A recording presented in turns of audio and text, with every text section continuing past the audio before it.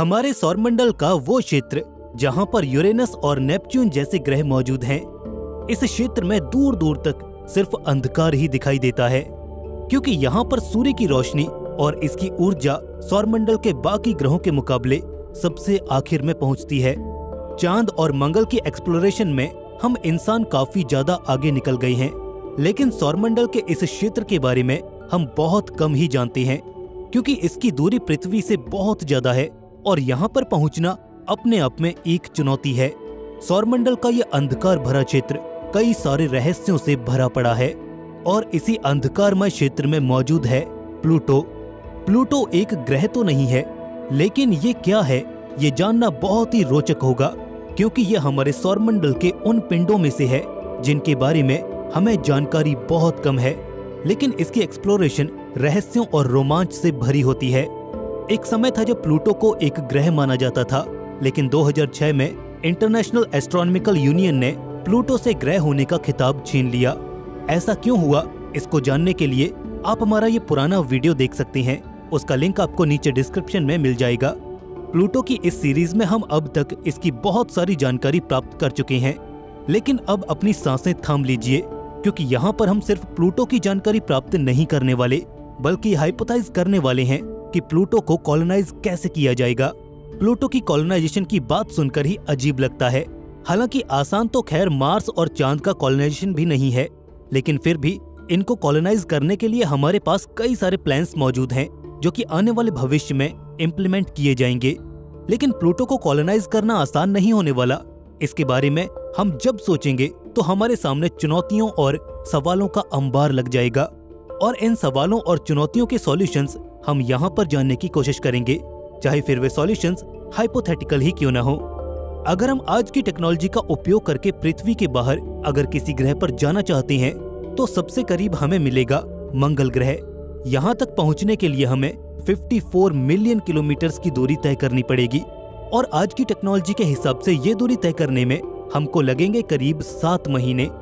अब जरा सोच कर देखिए कि हमारे पड़ोसी ग्रहों तक जाने में हम सबको महीनों का समय लग रहा है, वहीं उस ड्वार्फ प्लेनेट पर जाने में हमें कितना समय लगेगा, जिसकी दूरी मिलियंस किलोमीटर्स में नहीं बल्कि बिलियंस किलोमीटर में है। जी हाँ, सही सुना आपने, 5.3732 बिलियन किलोमीटर्स। ये है दूरी प्लूटो और पृथ्वी के बीच की। न्यू हॉराइजन्स 14 जुलाई सन 2015 को प्लूटो के आसपास पहुंचा था। इसको प्लूटो तक पहुंचने में 9 साल से भी ज्यादा का समय लग गया।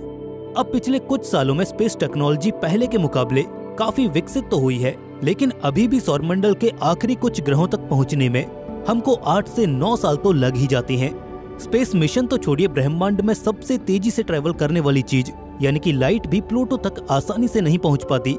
सूर्य से निकलने वाली लाइट को प्लूटो तक पहुंचने में करीब 5.5 घंटे का समय लग जाता है। अब कॉलोनाइजेशन का काम सिर्फ एक मिशन में तो पूरा नहीं हो सकता। जब भी हम किसी ग्रह को कॉलोनाइज करने की बात करते हैं, तो सबसे पहले हम वहां पर इंसानों के रहने लायक जगहों का निर्माण करते हैं। ये जगहें उस ग्रह पर किया गया कोई कंस्ट्रक्शन हो सकती हैं, या फिर उस ग्रह के ऑर्बिट में चक्कर लगा रहा कोई स्पेस स्टेशन हो सकता है। जगह का निर्माण करने के बाद हम इंसानी पीढ़ी को जिंदा रखने के लिए कुछ बेहद जरूरी रिसोर्सेज का इंतजाम करते हैं। ये काम किसी एक स्पेस मिशन का तो नहीं हो सकता। प्लूटो पर कॉलोनाइजेशन करने का काम कई दशकों तक चलता रहेगा, और इसमें टेक्नोलॉजी, संसाधन और बहुत सारा पैसा खर्च होने वाला है। फिर भी मान लीजिए कि इसको कॉलोनाइज करने में लगने वाले संसाधन और पैसों का इंतजाम इंसानों ने कर लिया, और फाइनली अब डिसाइड किया जाता है कि प्लूटो पर एक ऐसा मिशन भेजा जाएगा जिसका लक्ष्य होगा इस पर इंसानी बस्ती बनाना। जब भी कोई इंसान प्लूटो की सतह पर अपना पहला कदम रखेगा, वैसे ही उसके जिंदा रहने का स्ट्रगल शुरू हो जाएगा। नाइट्रोजन, मीथेन, कार्बन मोनोऑक्साइड से मिलकर बना हुआ प्लूटो का वायुमंडल इंसानी शरीर का दम घोंटने के लिए काफी है। सबसे पहले तो हमें ऐसी टेक्नोलॉजी डेवलप करनी होगी जिससे हम इस ग्रह पर लंबे समय तक जिंदा रह सकें। हमें अपनी एस्ट्रोनॉट सूट की टेक्नोलॉजी को और एडवांस करना होगा, और हमें प्लूटो पर जिंदा रहना है तो शायद एस्ट्रोनॉट सूट को अपने शरीर का हिस्सा बना लेना होगा। ये सुनने में तो बहुत ही अजीब लगता है और डरावना सा भी लगता है, लेकिन असली डरावनी चीज तो अभी आने वाली है। रूस में एक छोटा सा शहर है ओमायकॉन, जहाँ का तापमान -50 डिग्री सेल्सियस तक पहुँच जाता है। यहाँ पर भी इंसान निवास करते हैं, लेकिन उनकी जिंदगी इतनी आसान नहीं होती। इतने कम तापमान का इंसानी शरीर पर बहुत बुरा असर पड़ता है। अब जरा सोचकर देखिए कि इस तापमान को अगर और भी ज्यादा नेगेटिव में ले जाया जाए और उसमें एक इंसानी शरीर को रखा जाए तो क्या होगा। -240 डिग्री सेल्सियस, ये वो तापमान है जो प्लूटो पर आपको मिलेगा। प्लूटो के कॉलोनाइजेशन को लेकर हमारा सपना तब पूरा होगा जब इस तापमान में अपने शरीर को हम जिंदा रखने की क्षमता विकसित कर पाएंगे। यहाँ पर हम जीव विज्ञान के नियमों को चुनौती दे रहे होंगे। अगर हमें प्लूटो के ठंडे तापमान से लड़ना है तो या तो हमें इस पूरे ड्वार्फ प्लेनेट को ही टेराफॉर्म करना होगा या फिर कोई ऐसा बेस बनाना होगा जहाँ पर तापमान पूरे ग्रह के तापमान के मुकाबले ज्यादा हो। कम से कम इतना ज्यादा तो हो ही जितने में हम खुद को जिंदा रख सकें। किसी दूसरे ग्रह पर जाने में सबसे पहली चुनौती सर्वाइवल ही होती है। अगर हमारा शरीर प्लूटो या फिर किसी अन्य ग्रह पर एक अच्छे खासे वक्त के लिए जिंदा रह सके और ठीक तरह से काम कर सके तो ही हम उस ग्रह पर बस्ती बनाने की सोच सकते हैं, क्योंकि हम फिलहाल एक कल्पना से गुजर रहे हैं। क्यों न ये भी मान लिया जाए कि हमने ऐसी टेक्नोलॉजी डेवलप कर ली है जिससे हमारे शरीर को प्लूटो के वातावरण में काफी लंबे समय तक जिंदा रखा जा सकता है। यहाँ पर हमारा पहला चैलेंज जो कि है सर्वाइवल, इस पर हमने एक हाइपोथेटिकल विजय प्राप्त कर ली है। आगे का स्टेप क्या होगा? आगे हमें शुरुआत करनी होगी, इस ग्रह पर बस्तियां बसाने के लिए कंस्ट्रक्शन करनी होगी। अब यहाँ पर भी हमारे सामने दो बड़े चैलेंजेस हैं। सबसे पहले तो इस ग्रह की सरफेस और दूसरी ग्रेविटेशन। हमारे द्वारा किया गया कोई भी कंस्ट्रक्शन इस ग्रह की सतह पर टिकना मुश्किल होगा। कंस्ट्रक्शन छोड़िए, हमारा खुद का इस ग्रह पर टिकना मुश्किल हो जाएगा, क्योंकि यहाँ का गुरुत्वाकर्षण पृथ्वी के मुकाबले केवल 8% ही है। अगर आपका वजन 50 किलो है तो प्लूटो पर आप खुद को केवल 4 किलो का ही महसूस करोगे। ग्रेविटी के अलावा दूसरा चैलेंज जो हमारे सामने होगा वो है इसकी सतह। इसकी सतह 98% नाइट्रोजन आइस से बनी हुई है। ऐसी सरफेस में इतनी कम ग्रेविटी में कंस्ट्रक्शन करना आसान नहीं होने वाला। ऐसे वातावरण में इंसानों के रहने के लिए किसी बेस का कंस्ट्रक्शन कैसे किया जाएगा, ये शायद आने वाले फ्यूचर में हमको पता चल सके, जब स्पेस एक्सप्लोरेशन और इंसानी टेक्नोलॉजी बहुत ज्यादा विकास कर चुकी होगी। लेकिन फिलहाल ऐसा करना साइंस फिक्शन ही माना जाएगा। लेकिन अगर किसी तरह से प्लूटो पर बेस बन गया तो ये स्पेस एक्सप्लोरेशन में एक बहुत बड़ा मुकाम साबित होगा, क्योंकि ऐसे में प्लूटो हमारे इंटरस्टेलर एक्सप्लोरेशन का एक रास्ता खोल देगा। शायद हम कभी फ्यूचर में प्लूटो पर ही अपनी ऑब्जर्वेटरीज एस्टैब्लिश कर पाएंगे, जिससे काइपर बेल्ट और इससे आगे की दुनिया के बारे में हम बेहतर तरीके से जान पाएंगे। नेपच्यून हमारे सौरमंडल का आखिरी ग्रह, जहां से शुरुआत होती है काइपर बेल्ट ऑब्जेक्ट्स की डोमिनेंस की, एक स्याह घने काले अंतरिक्ष के उस हिस्से की जहां पर सूरज की रोशनी तक पहुंचने में घंटों का समय ले लेती है। बेहद ठंडा ये इलाका घर है कुछ ऐसी रहस्यमयी ऑब्जेक्ट्स का जो काइपर बेल्ट में घूमती रहती हैं, हमारी आंखों से अरबों किलोमीटर दूर। लेकिन इन्हीं में से एक जाना पहचाना नाम प्लूटो भी है, जो उस अंधकार भरी दुनिया में भटक रहा है। प्लूटो ने हमेशा से ही एस्ट्रोनॉमर्स का ध्यान अपनी ओर खींचा है, और इंसान भी इतना क्यूरियस है कि अपने सवालों की खोज के लिए वो किसी भी हद तक जा सकता है। क्या हम इस पृथ्वी पर रहने वाले प्राणी अकेले ही इस ब्रह्मांड में तैर रहे हैं? क्या कहीं और जीवन नहीं है? इन सवालों ने हमेशा से ही इंसानों को विवश किया है कि वो पृथ्वी के बाहर जीवन की तलाश करे। असंभव जगहों पर भी जीवन की खोज करने में हम इंसान कभी पीछे नहीं रहे। प्लूटो पर भी जीवन की खोज हमें बहुत कुछ सिखा कर गई है, और आगे भी हम ऐसे ही सीखते रहेंगे। लेकिन इस खोज ने वैज्ञानिकों को हैरान बहुत किया। नासा ने प्लूटो को स्टडी करने के लिए न्यू होराइजन स्पेसक्राफ्ट को लॉन्च किया, और सन 2015 में ये प्लूटो के पास से होकर गुजरा। तब नासा ने प्लूटो से जो एविडेंसेस इकट्ठा किए वो सब के लिए हैरान करने वाले थे। सबूत कह रहे थे कि प्लूटो पर जीवन संभव है, लेकिन आखिर ऐसा कैसे हो सकता है? एक छोटा सा ग्रह अंधकारमय अंतरिक्ष में तैरता जीवन को आखिर कैसे संभाल सकता है? साथ ही ये बात भी हजम नहीं हो रही थी कि प्लूटो यूरोपा और टाइटन तक को टक्कर दे सकता है। तो आखिर न्यू होराइजन ने अपने डेटा में ऐसा क्या भेजा था जिसने हम सबका प्लूटो को देखने का नजरिया पूरी तरीके से बदल कर रख दिया? तो चलिए दोस्तों, आज चलते हैं प्लूटो के एक अनोखे सफर पर, जहां पर आप प्लूटो पर जीवन की संभावनाओं को तलाशते हुए रोमांच का अनुभव करने वाले हैं। नमस्कार दोस्तों, स्वागत है आपका डॉक्यूमेंट्री लाइब्रेरी की दुनिया में। मैं हूं आपका दोस्त शशि। तो सफर पर हम निकल चुके हैं और प्लूटो हमें किसी एक्टिव वर्ल्ड के जैसा दिखाई देता है। यहाँ पर पहाड़ हैं, दर्रे हैं, घाटियां हैं, ग्लेशियर हैं, जहाँ पर नाइट्रोजन के महासागर जमे हुए हैं। एक हल्का, पतला और धुंध से भरा हुआ वातावरण है। लेकिन ये देखकर कह पाना मुश्किल है कि क्या वाकई में प्लूटो जीवन के लायक है। वैसे देखने से प्लूटो किसी भी तरह से जीवन के लायक नहीं लगता। यहाँ पर दम घोटू कार्बन मोनोऑक्साइड और जानलेवा -240 डिग्री का तापमान किसी को भी खत्म कर सकता है।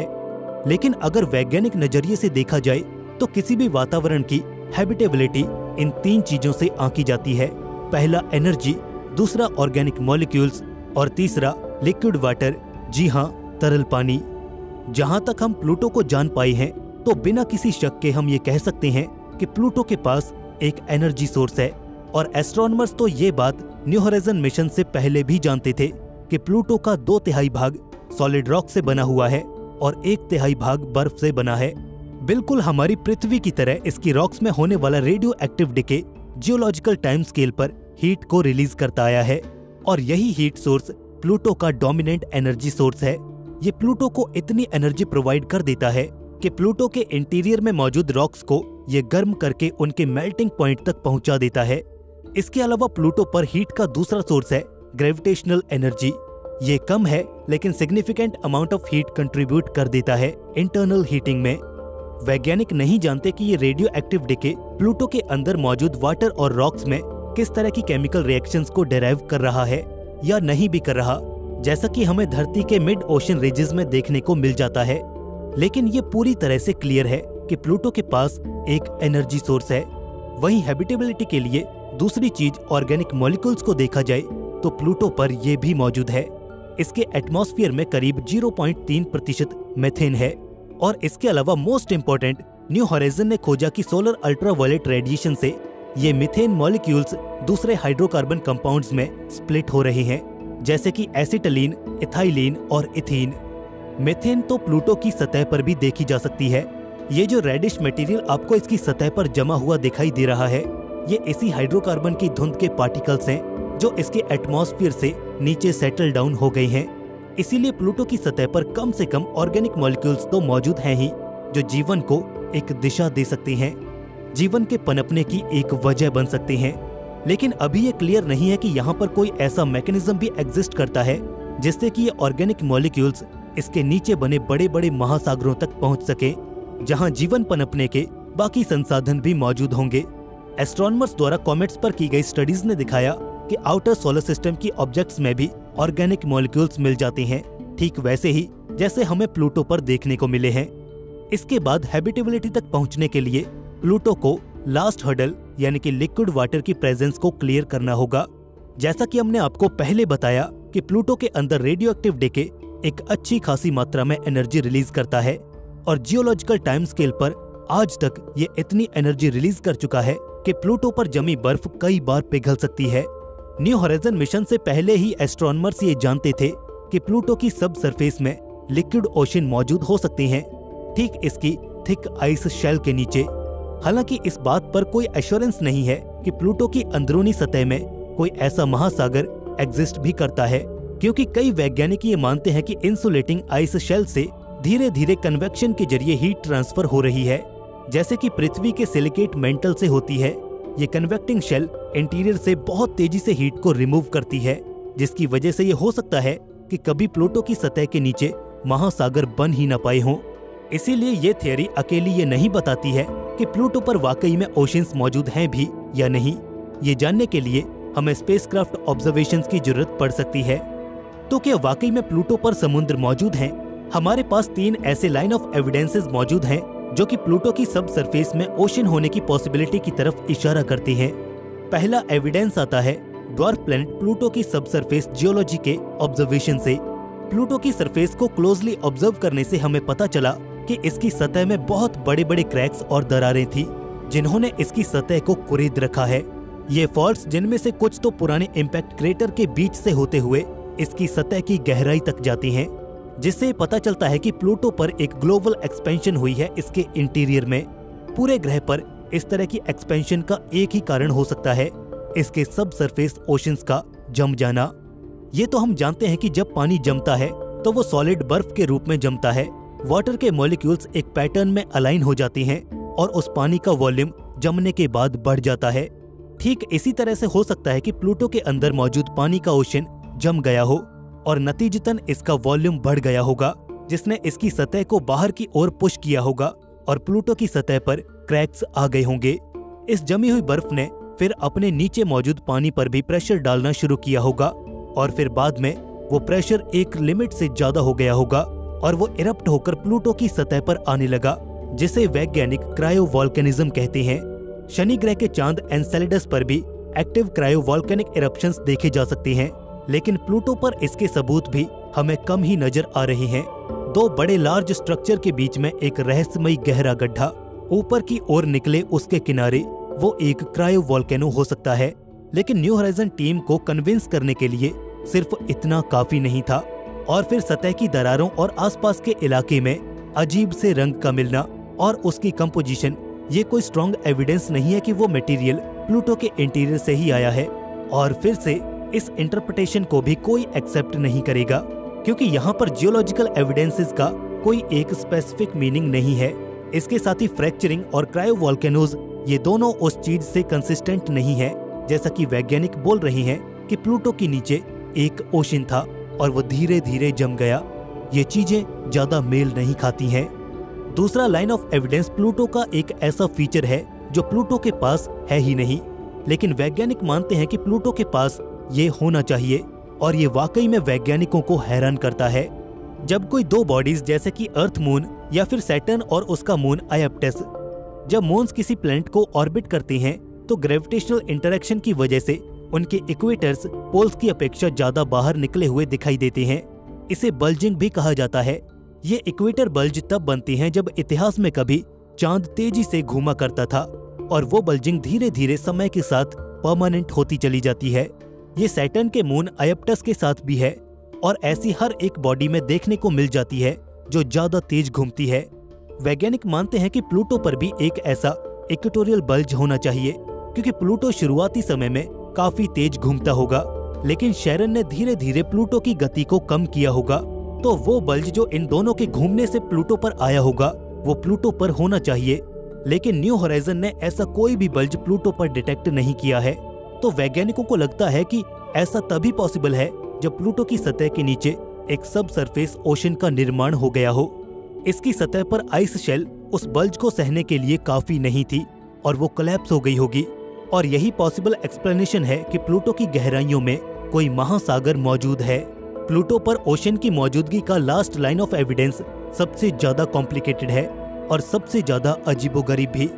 ये शुरू होता है प्लूटो की सतह पर मौजूद सबसे बड़े ब्राइट बेसिन स्पुटनिक प्लैनेटिया से। ये पूरा बेसिन वाला इलाका इतना ब्राइट इसलिए है क्योंकि यहाँ पर जमी हुई है नाइट्रोजन आइस, जो इस पूरे बेसिन को फिल करती है। ये आइस आती है नाइट्रोजन ग्लेशियर से, जहाँ से बहकर ये बर्फ आसपास के इलाकों में फैल जाती है।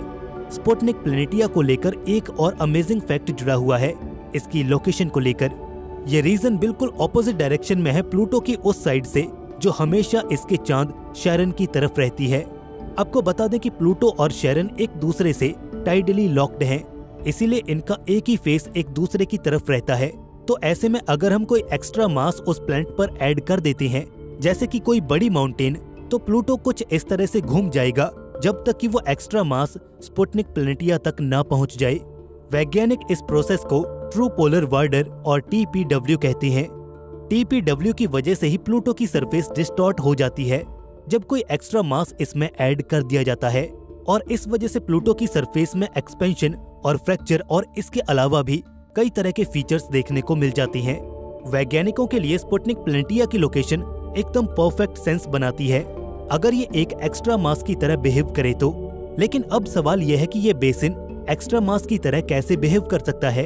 आफ्टर ऑल ये तो प्लूटो की सरफेस में एक गड्ढे जैसा है, तो इसका एक्सप्लेनेशन कुछ इस तरह से हो सकता है कि जैसे ही ग्लेशियर से नाइट्रोजन आइस बहकर इस गड्ढे में भर जाती है तो ये वाटर आइस से थोड़ी ज्यादा डेंस हो जाती है, और कुछ इस तरह से ये बेसिन एक्स्ट्रा मास में कुछ कंट्रीब्यूशन करता है। लेकिन आइस का कंट्रीब्यूशन बहुत कम है। एक और एक्सप्लेनेशन ये है कि इसके नीचे मौजूद वाटर आइस का भंडार। जब इसकी सरफेस के नीचे से वाटर आइस पिघल गई, इसके नीचे आइस शेल पतली हो गई और पिघल कर वो लिक्विड वाटर में बदल गई, तो उस वाटर ने एक्सेस मास की तरह काम किया। अगर हम नाइट्रोजन और थिन आइस शेल को कंबाइन कर दें तो ये एक्सेस मास इतना कैपेबल है कि ये TPW प्रोड्यूस कर पाए। तो ये एक्सप्लेनेशन भी प्लूटो के अंदर वाटर ओशन की तरफ इशारा करती है। सो न्यू होराइजन्स ने 3 लाइन ऑफ एविडेंसेस प्रोवाइड किए हैं कि प्लूटो पर सब सरफेस ओशंस हो सकते हैं। नंबर 1, सरफेस फ्रैक्चर्स और possible cryovolcanoes. Number 2, absence of equatorial bulge. Number 3, Sputnik Planitia represents excess mass. हालांकि इसमें से कोई भी line of evidence bulletproof नहीं है, लेकिन अगर इन सब को मिलाकर देखा जाए तो पॉसिबिलिटी कई गुना बढ़ जाती है कि प्लूटो पर भी वाटर ओशंस हो सकते हैं। वहां पर घट रही घटनाएं, वहां की परिस्थितियां इसके फेवर में है कि वहां पर जरूर कोई वाटर ओशन है। प्लूटो पर हैबिटेबिलिटी प्रूफ करने के लिए हमें 3 चीजें चाहिए थी। पहला, एनर्जी सोर्स जो कि प्लूटो के पास है। दूसरा, ऑर्गेनिक मॉलिक्यूल्स जिसका प्लूटो पर भंडार पड़ा है। और तीसरा, पानी जिसकी खोज अभी किसी अंजाम तक नहीं पहुंच पाई है। तो एग्जैक्टली प्लूटो पर हम वाटर ओशंस को कंफर्म कैसे करेंगे, क्योंकि ये आखिरी कड़ी है प्लूटो पर हैबिटेबिलिटी को प्रूफ करने की। पिछले 2 दशकों से वैज्ञानिक आइस बॉडीज पर सब सरफेस ओशंस को ढूंढने के लिए कई टेक्निक्स का यूज करते आ रहे हैं, लेकिन बैड लक कि इनमें से हम जो 2 बेस्ट टेक्निक्स यूज करते हैं उनको हम प्लूटो पर यूज नहीं कर सकते। पहली टेक्निक में हमें बैकग्राउंड मैग्नेटिक फील्ड चाहिए होगा, जिसकी वजह से बॉडी के साल्टी वाटर ओशन में करंट्स इंड्यूस हों, और फिर वैज्ञानिक इस इंड्यूस्ड करंट से बनने वाले सेकेंडरी मैग्नेटिक फील्ड की स्टडी करके सब सरफेस ओशन को कंफर्म कर सकते हैं।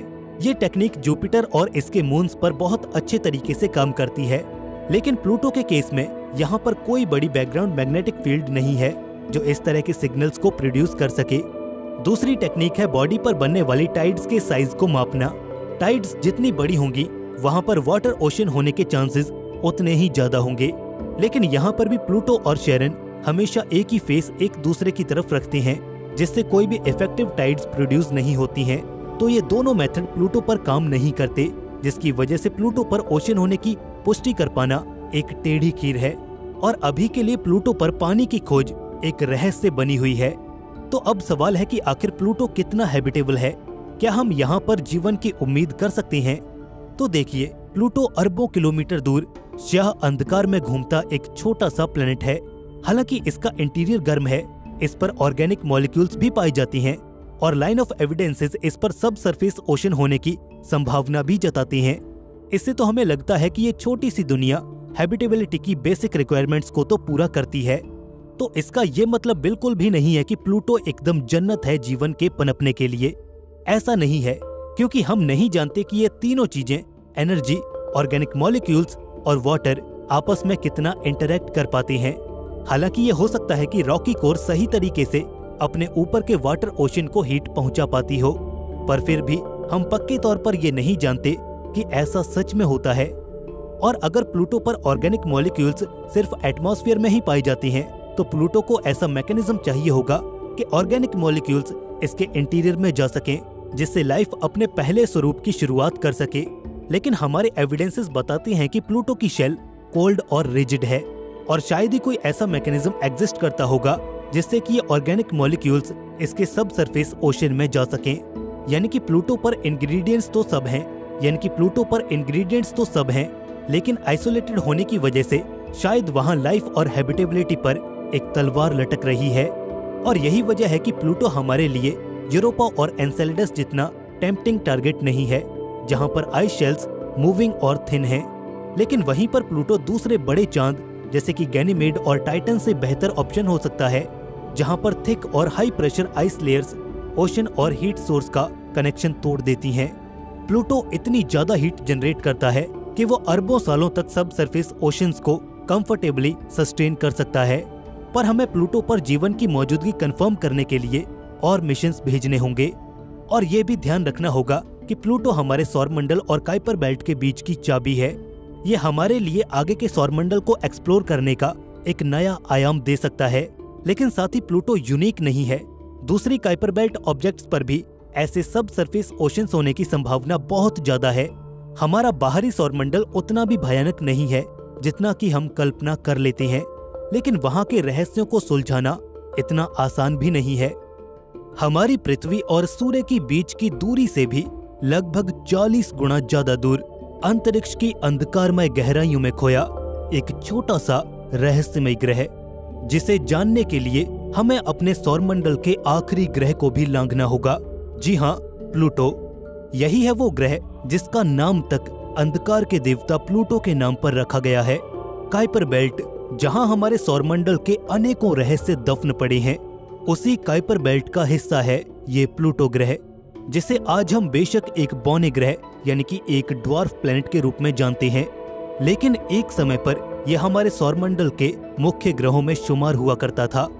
वैज्ञानिक इस बात से हैरान थे कि चट्टानी ग्रह हमारे अंदरूनी सोलर सिस्टम में मौजूद हैं और बाहरी सोलर सिस्टम में गैसीय ग्रह सूर्य को ऑर्बिट कर रहे हैं, तो फिर नेपच्यून के बाद अचानक से एक बर्फीला और चट्टानी ग्रह कैसे आया? इसके अलावा प्लूटो पर चल रही हलचलें पूरे वैज्ञानिक खेमे को हैरान कर रही थी। हर कोई ये जानना चाहता था कि आखिर प्लूटो पर ऐसा क्या चल रहा है जो उसे इतना मिस्टीरियस बना रहा है। नासा के लिए भी प्लूटो को जानना जरूरी हो गया था, क्योंकि प्लूटो हमारे सौरमंडल के बनने की प्रोसेस में एक अहम किरदार था। वो हमारे सौरमंडल और इससे परे की अंधकारमय दुनिया के बीच एक कड़ी था, जिसे जानने के बाद हम सोलर सिस्टम के अनेकों रहस्यों से पर्दा उठा सकते थे। और इसीलिए नासा ने न्यू हॉराइजन्स मिशन प्लूटो के लिए प्लान किया, जो कि 14 जुलाई सन 2015 को प्लूटो के नजदीक से फ्लाई बाय किया। और इस मिशन से जो डेटा हमें मिला वो हजम करना सबके बस की बात नहीं थी। हैरानी थी कि सूर्य से इतना दूर एक छोटा सा ग्रह अपने अंदर इतने राज कैसे छिपाए बैठा है। नमस्कार दोस्तों, स्वागत है आपका डॉक्यूमेंट्री लाइब्रेरी में। मैं हूं आपका दोस्त शशि और आज हम सफर पर चलने वाले हैं प्लूटो ग्रह पर, जहां की अनजान दुनिया में होने वाली रहस्यमय गतिविधियों पर हम एक नजर डालेंगे और इसके मिस्टीरियस एटमॉस्फेयर को समझने की कोशिश करेंगे। तो चलिए सफर की शुरुआत करते हैं। क्लाइड टोम्बाउ, वो शख्स जिसने 18 फरवरी सन 1930 को प्लूटो की खोज की, और इस खोज के साथ ही रहस्यों का सिलसिला भी शुरू हो गया। आगे आने वाले करीब 58 सालों तक प्लूटो और इसका वातावरण और यहाँ पर होने वाली हलचलें हम इंसानों के लिए रहस्य बनी रहीं। लेकिन फिर सन 1988 में कुछ खास हुआ। स्टेलर ऑक्यूलेशन प्रोसेस का इस्तेमाल करके वैज्ञानिकों ने इस ग्रह पर वातावरण की खोज कर डाली।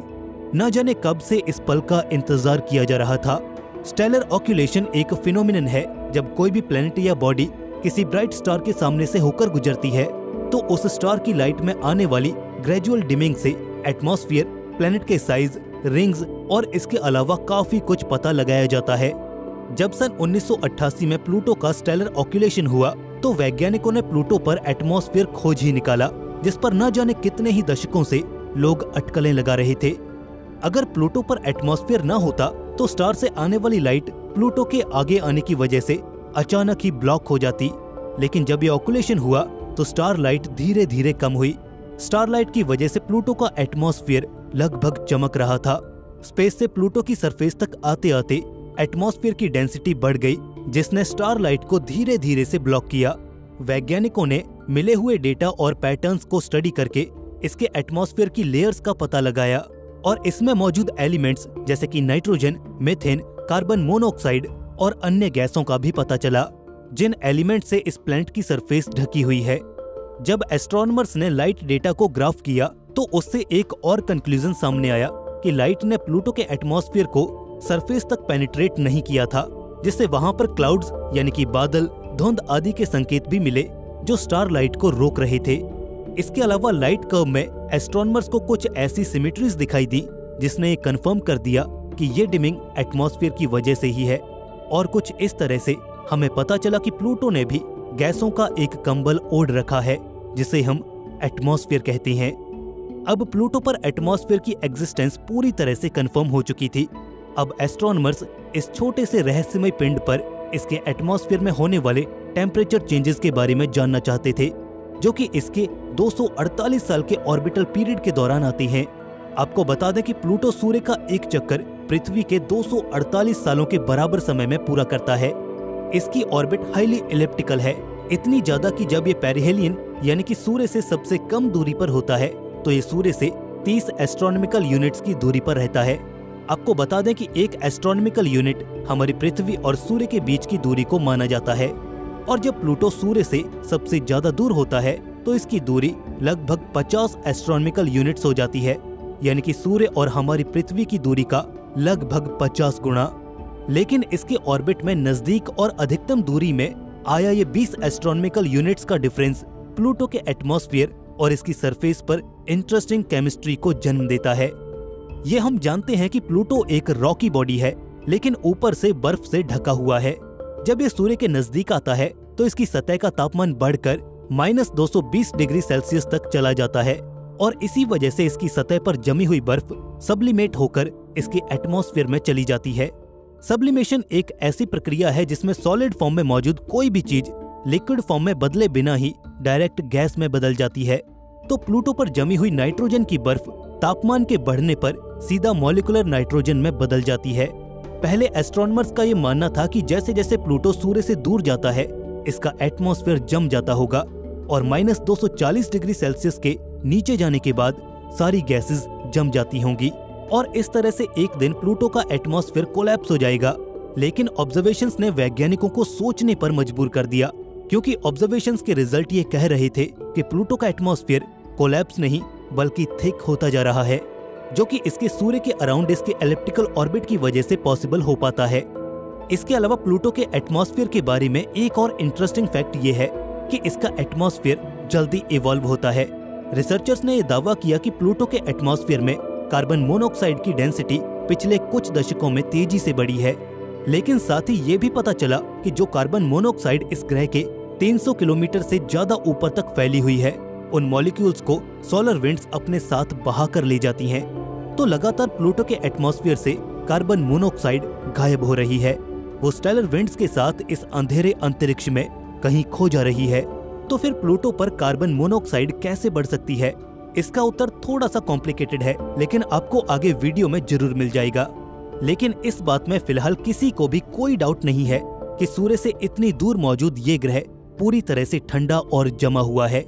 लेकिन यहीं से प्लूटो के एटमॉस्फेयर की कंपोजिशन की कहानी इंटरेस्टिंग हो जाती है, थैंक्स टू मीथेन, जिसकी वजह से प्लूटो पर ग्लोबल वार्मिंग रहती है। जी हाँ, प्लूटो पर ग्लोबल वार्मिंग। मीथेन एक ग्रीन हाउस गैस है जो कि सूर्य से आने वाले इंफ्रारेड रेडिएशन को सोख कर रख लेता है, और इसी तरह से प्लूटो का तापमान लगातार बढ़ता रहता है। मीथेन की वजह से प्लूटो के तापमान में एक ग्रेडियंट आता है, जिसमें ऊंचाई के साथ साथ प्लूटो का तापमान -173 डिग्री सेल्सियस तक बढ़ जाता है। ठीक इसी तरह से यहाँ पर प्रेशर ग्रेडियंट भी काम करता है। इसकी सरफेस पर प्रेशर 20 माइक्रोबार्स तक रहता है, और ये हाइट के साथ साथ 3 माइक्रोबार्स तक जाता है, और इसके बाद ये लगातार घटता ही चला जाता है वैक्यूम ऑफ स्पेस तक। यहीं से हॉट और कोल्ड एयर के इंटरैक्शन और हायर और लोअर प्रेशर के वेरिएशन की वजह से प्लूटो पर हवाएं चलती हैं। लेकिन हवाओं का निर्माण वर्टिकल टेम्परेचर और प्रेशर ग्रेडियंट की वजह से नहीं, बल्कि हॉरिजॉन्टल टेम्परेचर और प्रेशर ग्रेडियंट की वजह से होता है। अब प्लूटो पर हॉरिजॉन्टल डायरेक्शन में भी टेम्परेचर और प्रेशर में बदलाव आते रहते हैं, जैसे कि सूर्य की अनइवन हीटिंग या फिर पहाड़ों की वजह से सूर्य की हीट न आने की वजह से टेम्परेचर में डिफरेंस आ जाते हैं। इसके अलावा सतह पर अनइवन नाइट्रोजन डिस्ट्रीब्यूशन की वजह से भी प्रेशर में बदलाव आते रहते हैं, और इन्हीं हॉरिजॉन्टल ग्रेडियंट चेंजेस की वजह से प्लूटो पर बहुत तेज हवाएं चलती हैं, और इन हवाओं की वजह से पूरे प्लूटो पर बर्फ हर जगह पर रीडिस्ट्रीब्यूट हो जाती है। सेटी इंस्टीट्यूट के वैज्ञानिक एंजेला ने एक रिसर्च के दौरान ये पाया कि प्लूटो पर हवाएं कम से कम 37 किलोमीटर प्रति घंटे की स्पीड से चलती हैं। हालांकि कई क्लाइमेट मॉडल्स ने ये भी सजेस्ट किया कि प्लूटो पर हवा की मैक्सिमम स्पीड 360 किलोमीटर प्रति घंटा तक भी जा सकती है। ये हवाएं प्लूटो की सतह से 100 किलोमीटर ऊपर बहती हैं, और इस ऊंचाई पर सतह की वजह से लगने वाला फ्रिक्शन एग्जिस्ट ही नहीं करता जो इन हवाओं की गति को कम कर सके। इसीलिए माना जाता है कि प्लूटो पर हवाओं की इतनी ज्यादा गति पॉसिबल है। ये बिल्कुल हमारी पृथ्वी की ही तरह है, जहाँ पर हवाओं की गति ऊंचाई के साथ बढ़ती जाती है। लेकिन वैज्ञानिक इस बात को लेकर हैरान है कि प्लूटो पर ये स्पीड एक्सपेक्टेड से कहीं ज्यादा है। प्लूटो पर हवाओं का ये रहस्य आज भी यूं ही गहराया हुआ है। लेकिन सौर हवाएं यानी कि सोलर विंड्स इस रहस्य को और भी ज्यादा इंटरेस्टिंग बना देती हैं। 6 अरब किलोमीटर के एवरेज डिस्टेंस पर होने के बावजूद भी सोलर विंड्स प्लूटो के एटमॉस्फेयर तक पहुंच जाती हैं। हालांकि पृथ्वी पर वो जितनी स्ट्रांग होती हैं, प्लूटो तक पहुंचते पहुंचते वो 1000 गुना ज्यादा कम डेंस हो जाती हैं। इन सौर हवाओं में protons, electrons, ionised helium, hydrogen और ऑक्सीजन होती है, जो कि प्लूटो तक 300 से 500 किलोमीटर प्रति सेकंड की स्पीड से पहुंचती हैं। प्लूटो के एटमॉस्फेयर में सोलर विंड्स और यूवी रेडिएशन दोनों ही मुख्य भूमिका में रहते हैं। वैज्ञानिकों का मानना है कि आयोनाइज्ड यूवी फोटॉन्स की वजह से प्लूटो की एटमॉस्फेरिक गैसेस भी आयोनाइज्ड हो जाती हैं और फिर वो सूर्य की इंटरप्लेनेटरी मैग्नेटिक फील्ड द्वारा पिक करके बाहर ले जाई जाती हैं। और कुछ इस तरह से सोलर विंड्स प्लूटो के एटमॉस्फेयर को स्पेस में लीक कर रही है। पर इस एक्शन की वजह से सोलर विंड्स खुद स्लो हो जाती हैं। फिजिक्स के लॉज कहते हैं कि मोमेंटम यानी कि product of moving mass and velocity हमेशा कंजर्व्ड रहता है एक सिस्टम में। It can neither be created nor be destroyed, लेकिन कोलाइडिंग बॉडीज में ट्रांसफर किया जा सकता है। जैसे कि सोलर विंड्स प्लूटो के एटमॉस्फेयर में आती हैं, इसके आयोनाइज्ड मॉलिक्यूल्स प्लूटो के एटमॉस्फेयर से कुछ गैस पार्टिकल्स को आयोनाइज करके अपने साथ ले जाती हैं। यहाँ पर साफ है कि सिस्टम में एक्स्ट्रा मास ऐड हो रहा है, इसीलिए मोमेंटम को कंजर्व रखने के लिए स्पीड यानी कि वेलोसिटी अकॉर्डिंगली कम हो जाती है। ये मिस्टीरियस प्रोसेस हमेशा इसके एटमॉस्फेयर में चलती रहती है। जैसा कि हमने पहले भी बताया कि इसके एटमॉस्फेयर में बादल और धुंध भी काफी ज्यादा मात्रा में पाई जाती है। Molecular nitrogen, carbon monoxide, methane इसके एटमॉस्फेयर के मुख्य इंग्रेडिएंट्स हैं। पृथ्वी पर हम इस भाग को ट्रोपोस्फियर कहते हैं, जहां ऊंचाई पर जाने से तापमान घटता है, जिससे आसमान में मौजूद वाटर मॉलिक्यूल्स सुपर सैचुरेटेड हो जाते हैं और बादल बन जाते हैं। इसके बाद स्ट्रेटोस्फियर में तापमान ऊंचाई के साथ दोबारा से बढ़ने लग जाता है। प्लूटो पर देखा जाए तो ट्रोपोस्फियर ज्यादा थिक नहीं है। इनफैक्ट ये केवल 1 या 2 किलोमीटर ही चौड़ा है, यानी कि प्लूटो पर बादल सतह के बेहद नजदीक बनते हैं। अब जब बादल बन रहे हैं तो बारिश भी होनी चाहिए और प्लूटो पर बरसती है बर्फ। लेकिन ये धरती पर गिरने वाली नॉर्मल बर्फ बिल्कुल भी नहीं होती। ये सिर्फ कॉम्पोजिशन से ही अलग नहीं है, बल्कि प्लूटो के एटमॉस्फेयर की वजह से भी डिफरेंट है। पृथ्वी पर बेहद ही घना और थिक एटमॉस्फेयर है, जो कि बहुत से वाटर मॉलिक्यूल से भरा होता है। लेकिन प्लूटो के वातावरण में ये कंटेंट बहुत कम है। पार्टिकल्स बहुत महीन हैं, जिनका साइज माइक्रोन्स में होता है, तो इनसे फॉर श्योर धरती जैसे स्नोफ्लेक्स तो नहीं बनते। लेकिन फिर भी यहाँ की स्नो रेगुलर हेक्सागोनल सिमेट्री को तो फॉलो करती है। ये जैसे पृथ्वी के स्नोफ्लेक्स के बेबी की तरह होते हैं, बेबी स्नोफ्लेक्स। आसमान से सिर्फ बर्फ गिरते देखना एक स्पेस लवर को कहाँ पसंद है। रात के आसमान में अरोराज को देखने का अपना अलग ही मजा है। एस्ट्रोनॉमर्स का मानना है कि प्लूटो का एक छोटा सा आइनोस्फीयर है और एक वीक मैग्नेटिक फील्ड भी मौजूद है, जिससे प्लूटो पर भी अरोराज देखने को मिल सकते हैं। लेकिन फिर भी एटमॉस्फेयर पतला होने की वजह से चांसेस काफी कम हो जाती हैं। प्लूटो का मैग्नेटिक फील्ड अभी भी हमारे लिए एक रहस्य बना हुआ है और बिना मैग्नेटिक फील्ड के हम अरोराज की कल्पना भी नहीं कर सकते।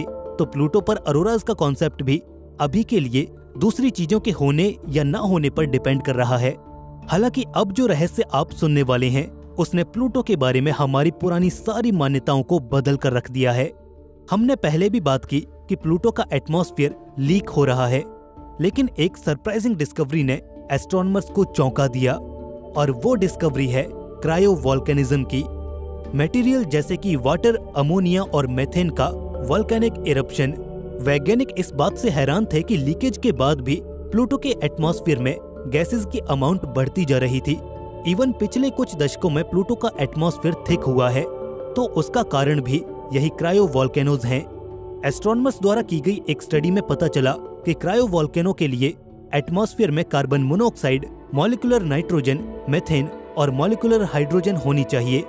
अगर किसी भी बॉडी पर इसमें से कोई भी चीज ज्यादा होती है तो समझ लें कि उस बॉडी पर क्रायोवोल्केनोज होने के चांसेस काफी ज्यादा बढ़ जाते हैं। इसी के साथ ही प्लूटो के सबसे बड़े चांद शैरन पर भी क्रायोवोल्केनो होने की संभावनाएं भी मौजूद हैं। हालांकि हमारे पास डेटा है जो हमें प्लूटो के एटमॉस्फेयर के बारे में इतना कुछ बता रहा है। क्रायोवोल्केनो से निकलने वाली गैसेस इसके एटमॉस्फेयर में जाती हैं और इसी वजह से प्लूटो के एटमॉस्फेयर में गैसेस की मात्रा लगातार बढ़ती जाती है और यही वजह है कि प्लूटो पर एटमॉस्फेयर थिक होता जा रहा है। इन वोल्केनो से हमें पता चलता है कि प्लूटो के अंदर गतिविधियां आज भी चल रही हैं। यानी कि प्लूटो आज भी जिंदा है। प्लूटो एक ऐसा ड्वार्फ प्लेनेट जिसके बारे में जानने के लिए भले ही आज हम क्यूरियस हैं, लेकिन इसे हमेशा से ही इग्नोर किया गया, चाहे पायनियर मिशन हो या फिर वॉयेजर 1 और वॉयेजर 2। लेकिन लगातार विवादों में रहने की वजह से प्लूटो के प्रति वैज्ञानिकों की क्यूरियोसिटी बढ़ती गई और आखिरकार 2006 में प्लूटो के लिए एक dedicated mission new Horizons launch कर दिया गया। प्लूटो अब लाइमलाइट में आ चुका था। 2006 में न्यू होराइजन मिशन हो या फिर प्लूटो का प्लैनेट्स की कैटेगरी से निकाले जाना, प्लूटो पर अब बातें होने लगी थी। हालांकि प्लूटो का यह एक्सप्लोरेशन इतना इजी भी नहीं था। न्यू होराइजन मिशन ने प्लूटो से रिलेटेड कई सवालों के जवाब भी दिए, लेकिन कई और रहस्य भी अब हमारे सामने थे, जिनका जवाब न तो न्यू होराइजन के पास था और न ही हमारे पास। लेकिन एक बात है कि ये मिशन वर्थ इट था। लेकिन न्यू होराइजन ने प्लूटो पर ऐसा क्या देखा जो हमारे लिए आज तक रहस्य बना हुआ है, और अब साइंटिफिक कम्युनिटी में चर्चाएं जोर पकड़ रही हैं कि उन रहस्यों को सुलझाने के लिए प्लूटो पर एक नया मिशन भेजा जाए। तो आखिर क्या है वो मिस्ट्रीज और कैसा होगा प्लूटो पर जाने वाला नया मिशन, जानेंगे आज की इस वीडियो में। लेकिन सबसे पहले बात प्लूटो और न्यू होराइजन मिशन की करते हैं। न्यू होराइजन खुद में एक लंबी कहानी है। 1989 से 2003 तक करीब इन 14 सालों में इस मिशन को फाइनलाइज किया जा सका। दर्जनों मिशन कॉन्सेप्ट्स, प्रपोजल्स पे प्रपोजल्स, ऊपर से फंडिंग्स में कटौती, लेकिन आखिरकार राइवल टीम्स के एक दमदार कंपटीशन से नासा ने अपना प्लूटो फ्लाईबाय मिशन यानी कि न्यू होराइजन्स को चुन लिया था। टाइम बहुत कम था। अगर कम फ्यूल में प्लूटो तक पहुंचना था तो जुपिटर के ग्रेविटी असिस्ट को यूज करना जरूरी था। तो इसके लिए 2006 की एक क्रिटिकल लॉन्च विंडो तय की गई। अब 2003 को मिलाकर कुल 2006 तक 4 साल का समय था इस मिशन को डिजाइन, बिल्ड और टेस्ट करने के लिए। इसके लिए एकदम टाइट शेड्यूल बनाया गया। हजारों वैज्ञानिक इस मिशन पर जी जान से काम कर रहे थे और आखिरकार इस टारगेट को अचीव करने के बाद 9 जनवरी सन 2006 को न्यू होराइजन को फाइनली लॉन्च कर दिया गया। इसके बाद न्यू होराइजन ने अंतरिक्ष के अंधकार में करीब 9.5 साल तक सफर किया और आखिरकार पहुंच पाया प्लूटो और इसके 5 चंद्रमाओं के पास। ये घटना अपने आप में ऐतिहासिक थी। 14 जुलाई सन 2015 का वो दिन सच में उन लोगों की जिंदगी का सबसे बड़ा पल था जिन्होंने अपनी सारी जिंदगी इस मिशन में लगा दी थी। जी हाँ, ये पूरा एक मिशन एकदम शुरुआत से लेकर आखिर तक 26 साल का था। और सबसे बड़ी बात ये थी कि इस मिशन का ना तो कोई बैकअप था, ना प्लान बी था और ना ही वॉयेजर 2 अगर वॉयेजर 1 फेल होता है तो। खैर, सब कुछ प्लान के मुताबिक ही चला। न्यू होराइजन कामयाब रहा। अगर सही मायनों में देखा जाए तो हमारे ही सौरमंडल ने हमें उस आखिरी छोर तक पहुंचाया था। भले ही समय लगा, लेकिन दैट वाज वर्थ इट। जब न्यू होराइजन से डेटा धरती पर आया तो उसने प्लूटो पर बहुत बड़े नाइट्रोजन के ग्लेशियर्स दिखाए, मीथेन और वाटर आइस के बड़े बड़े पहाड़, एक कॉम्प्लेक्स एटमॉस्फेयर और एक ऐसी दुनिया दिखाई जो करीब पिछले 4 अरब साल से इंटेंसली एक्टिव मालूम पड़ रही थी। लेकिन सिर्फ इतना ही नहीं, इसके अलावा और कुछ भी था। डेटा में ऑर्गेनिक कंपाउंड्स के एविडेंसेस भी देखने को मिले। प्लूटो के इतिहास में इसकी सतह पर तरल के होने के ट्रेसेस भी थे, आइस वॉल्केनोज जो कि सतह के ऊपर फूट रहे थे, और एक महासागर, एक छिपा हुआ पानी का महासागर इसकी सतह के नीचे। वैज्ञानिकों को एक मिशन से इतना कुछ मिलना किसी खजाने से कम नहीं था। प्लूटो के अलावा इसके मून्स ने भी डिसअपॉइंट नहीं किया। न्यू होराइजन के डेटा ने बताया कि प्लूटो का चांद शेरन अतीत में हुए प्लूटो और किसी ड्वार्फ प्लैनेट के बीच एक बड़ी टक्कर के कारण बना है।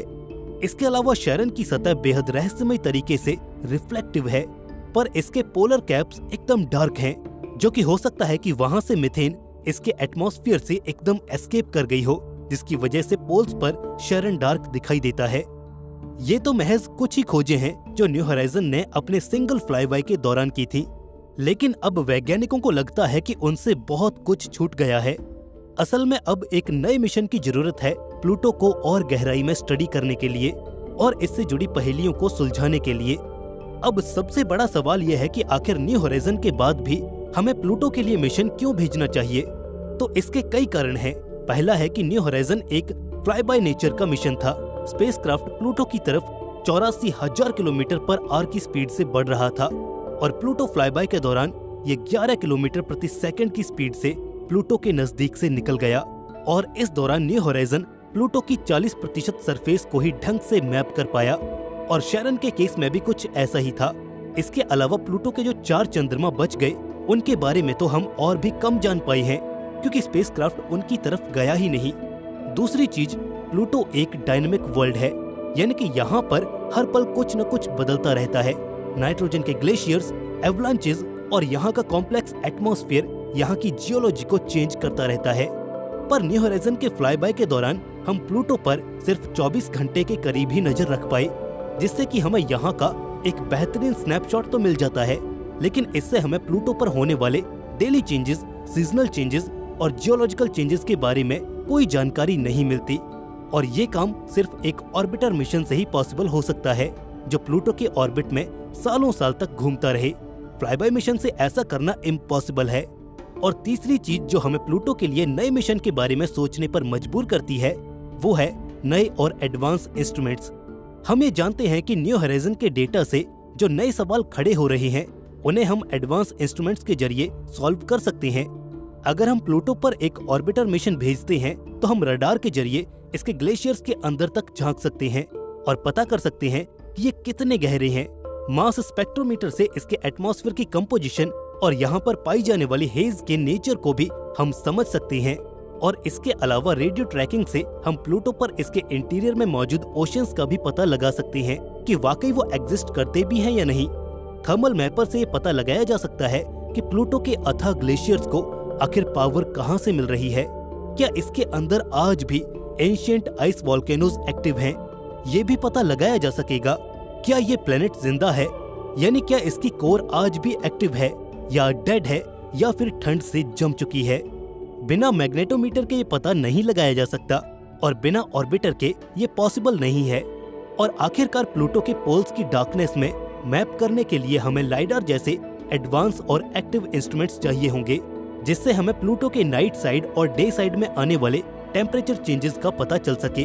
और इन सब कामों को अच्छे से करने के लिए हमें एक ऑर्बिटर चाहिए होगा, और वो ऑर्बिटर एक दिन या फिर कुछ दिन नहीं बल्कि सालों के ऑपरेशन के लिए डिजाइन किया जाए, जो हफ्ते दर हफ्ते हमें डेटा भेजता रहे और वो प्लूटो और उसके चंद्रमाओं पर लगातार नजरें बनाए रखे और उनकी जियोलॉजी और एटमॉस्फेयर को इवॉल्व होते हुए देख पाए। Mission design. प्लूटो के लिए ये मिशन कॉन्सेप्ट तो रेडी है, लेकिन इस मिशन को डिजाइन करना अगला सबसे चैलेंजिंग स्टेप है। साउथ वेस्ट रिसर्च इंस्टीट्यूट में वैज्ञानिकों की एक टीम ने इस टॉपिक पर पूरे 2 साल तक रिसर्च की कि प्लूटो के ऑर्बिट में एक ऑर्बिटर को कैसे इम्प्लीमेंट किया जाए।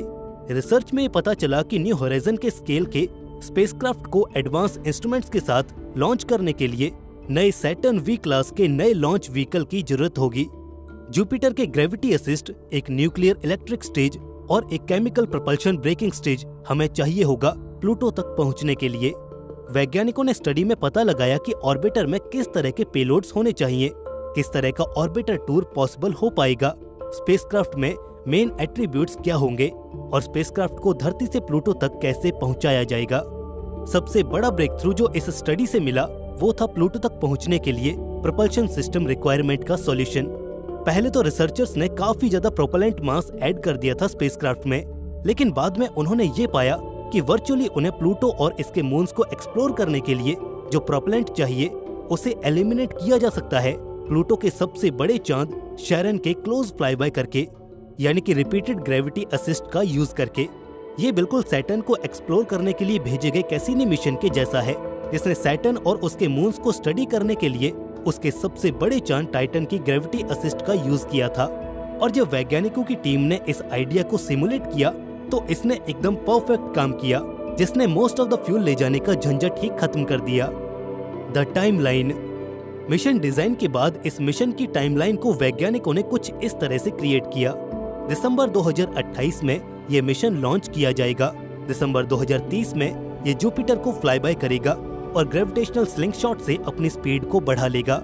2046 में जाकर ये प्लूटो के ऑर्बिट में जाने के लिए ब्रेकिंग को यूज करेगा और सन 2059 में ये मिशन पूरा होगा। हम प्लूटो तक और भी जल्दी पहुंच पाएंगे अगर हमारे पास ब्रेकिंग थ्रस्ट बढ़ाने के लिए एक हाई पावर न्यूक्लियर सिस्टम मौजूद हो, जिससे स्पेसक्राफ्ट प्लूटो के पास जाकर तेजी से स्लो डाउन हो सकेगा। लेकिन अभी के हिसाब से हमारे लिए स्लो ट्रैजेक्टरीज ही फिजिबल हैं, ये मिशन 2 साल तक प्लूटो और इसके चंद्रमाओं को स्टडी करेगा। शेरन के ग्रेविटेशनल असिस्ट को यूज करके ब्रेकिंग मैन्यूवर को कंप्लीट किया जाएगा और इसके बाद प्लूटो के ऑर्बिट में स्पेसक्राफ्ट को प्लेस किया जाएगा। प्लेनेट के अराउंड इसके ऑर्बिट कुछ हफ्ते के ड्यूरेशन का होगा और इस क्लोज फ्लाईबाय के दौरान ये प्लूटो के हर एक मून को एक्सप्लोर करता जाएगा। इस तरह के दर्जनों भर फ्लाईबाय किए जाएंगे और अकेले शेरन के 30 से भी ज्यादा क्लोज फ्लाईबायज को प्लान किया गया है। इस स्पेसक्राफ्ट दोनों इक्वेटोरियल और पोलर ऑर्बिट्स में प्लूटो को मैप कर पाएगा, साथ ही इसके अपर एटमॉस्फेयर से सैंपल्स को भी कलेक्ट कर पाएगा। हालांकि ये मिशन काफी लंबे समय तक चलेगा, लेकिन 2 साल के तय वक्त के बाद स्पेसक्राफ्ट को अपने सारे ऑब्जेक्टिव्स को पूरा करना होगा। द स्पेसक्राफ्ट ऑर्बिटर स्पेसक्राफ्ट की मोस्ट ऑफ द कैपेबिलिटीज जो हमें चाहिए वो न्यू होराइजन के समान ही होंगी, लेकिन फ्लाइट सिस्टम की वजह से ऑर्बिटर का पेलोड मास करीब 2 गुना हो जाएगा। एक फुल फ्लेजेड स्पेसक्राफ्ट सिस्टम और साथ में इलेक्ट्रिकल और केमिकल प्रोपल्शन सिस्टम का भार ही करीब 2339 किलोग्राम के करीब होगा। ये फिलहाल अभी के एस्टिमेट्स हैं। हालांकि जो लॉन्च व्हीकल वैज्ञानिकों ने चुना है इसे लॉन्च करने के लिए, वो इससे भी 30% ज्यादा पेलोड को स्पेस में लॉन्च कर सकता है। भले ही ऑर्बिटर की most of the capabilities new horizon के समान ही होंगी, लेकिन इसमें कुछ डिफरेंसेस भी होंगे और यहाँ पर हम प्रपोज्ड ऑर्बिटर और न्यू होराइजन में 3 प्राइमरी डिफरेंसेस पर बात करेंगे। पहला है, ऑर्बिटर को ज्यादा ऑन बोर्ड फ्यूल चाहिए होगा, क्योंकि अपने मिशन पीरियड के दौरान उसे अपनी ऑर्बिट में लगातार करेक्शंस करने होंगे।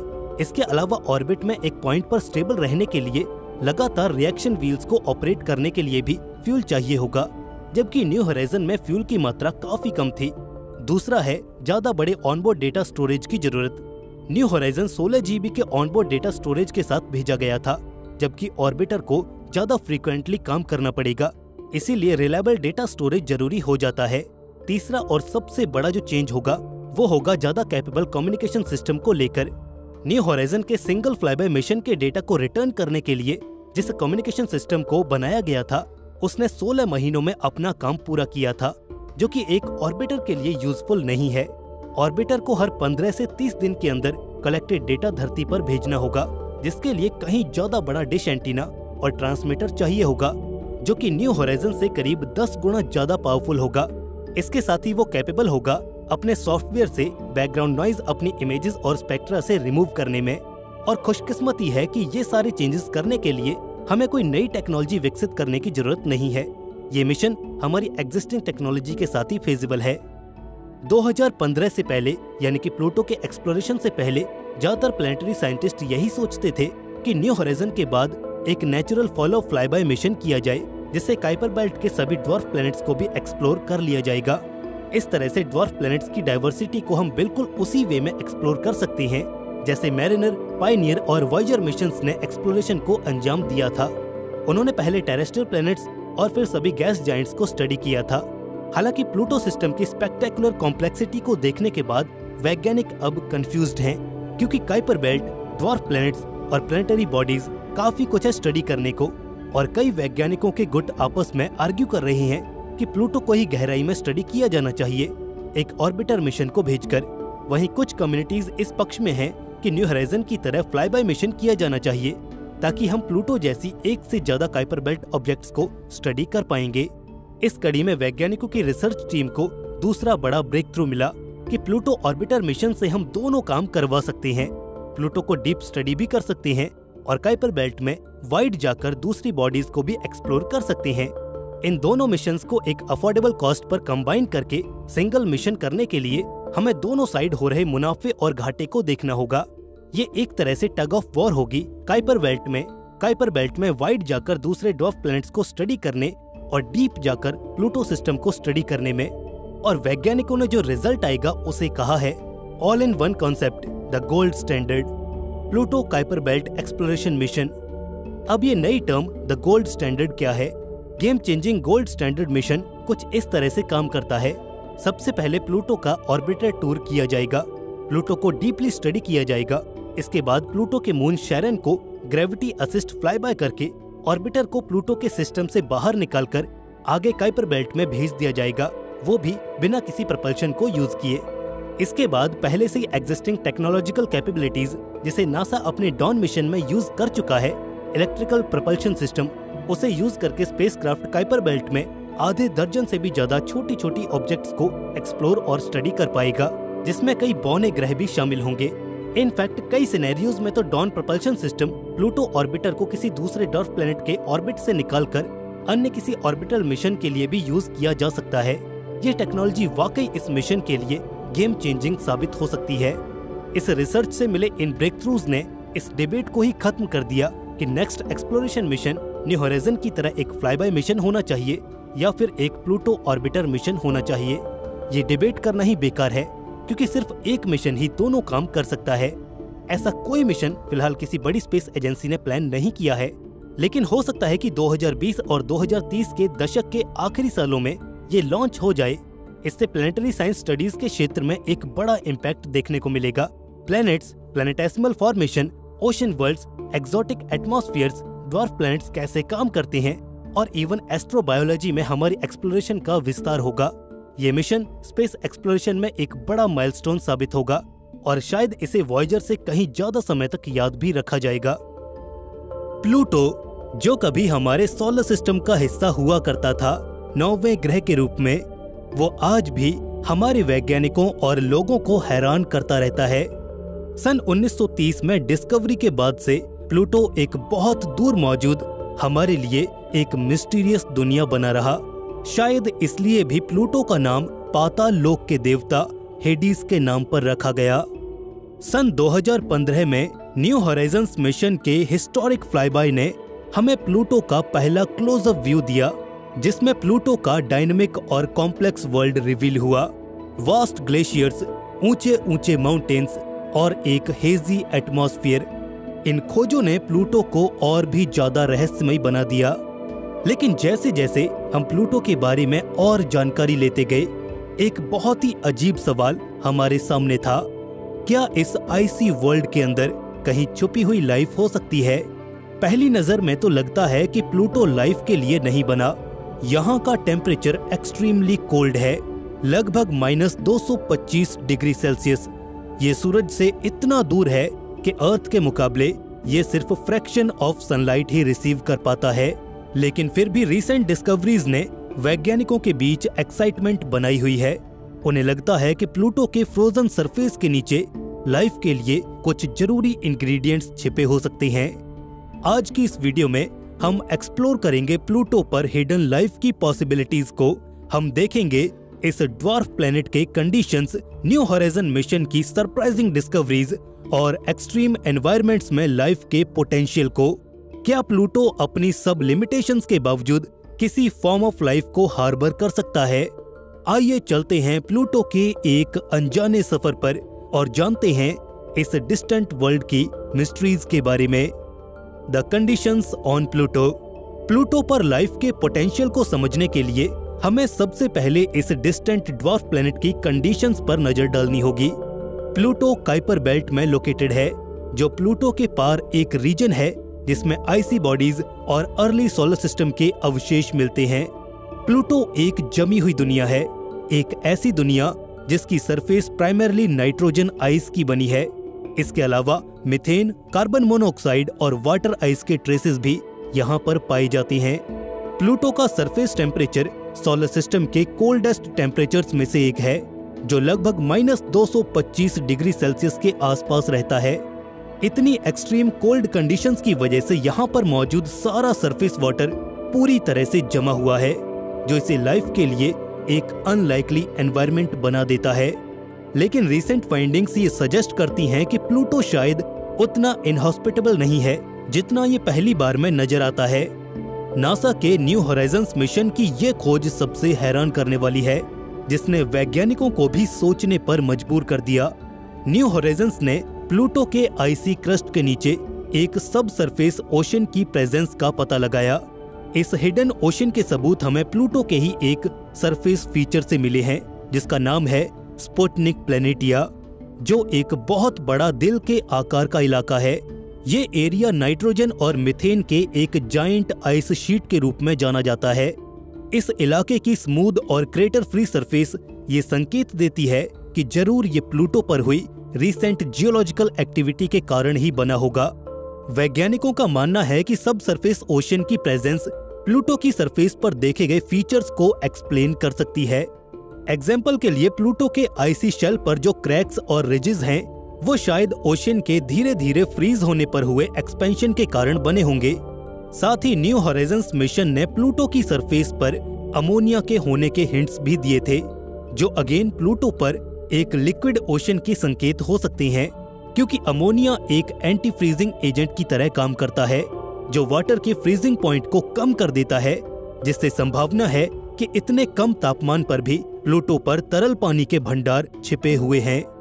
अगर प्लूटो के पास वाकई कोई सबसरफेस ओशन है तो ये लाइफ के लिए एक पोटेंशियल हैबिटेट हो सकता है।